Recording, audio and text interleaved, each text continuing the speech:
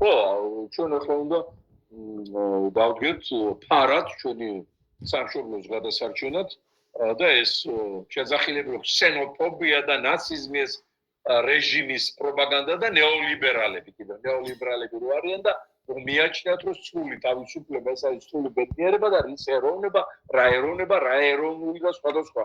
აი ამათ დაღუპეს საქართველოს არაერთხელ. რეჟიმი და ნეოლიბერალიზმი აი ამ არაბიზაციის შემთხვევაში ერთ-ერთ პლატფორმაზე დგას. მოусმინეთ ჩვენ ნეოლიბერალებს, გრანტი ჭამიებს. აი იცით ჩვენ წინააღმდეგი კი არა ვართ ახლა არაბების ან ირანელების ან თქვა ვიღაცის. აი გვაინტერესებს კონტრაქტში ვნახოთ რა მოგებები არა არის გაწერილი. რა იდიოტიზმი.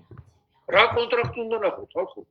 იყიდება საქართველოს იყიდება მამული რა დროს კონტრაქტის და იურიდიული პროცედურების ნახვის მოთხოვნის ის არის მაგრამ ესენი არიან სამშობლოს გაყიდვით ეს ბერძენიშვილების ხროვა ეს უხაშვილები ეს ზაქარიაშვილები ეს უსუფაშვილები ეს ლიბერალური სამხეცეთი ეს ოლიგარქიასთან ერთად ესენც უნდა გაუშვოთ ისტორიის სანაგვეზე დიდი იმპერიები კიდევ აიტანენ ნეოლიბერალიზმს თავიანთი ძლიერი რესურსებით ატან ერისთვის ეს ნეოლიბერალიზმი ანუ მეშობა რა ეროვნული ინტერესი თავარი მე ვიყო კარგად გრანტი მოვიდეს და ვინც გინდა მოვიდეს ვინც გინდა იცხოვრო სამიწაზე ჩემი სხეული ჩემი საკუთრება ეს დაღუპვა ეს უდიდურობა ნეოლიბერალურ მხედრობას დიდი იმპერიების ვერ უძლებენ ხშირად და იშლებიან რომის იმპერიას რა დაემართა ნეოლიბერალიზმმა დააქცია როცა დაიგულეს თავი სოფლის ბატონობა და აბა ეხლა სრული კომფორტი და დახმარება ჩრდილოელ ტომებს, გერმანულ ტომებს, ოსტგუთებს, ვესტგუთებს,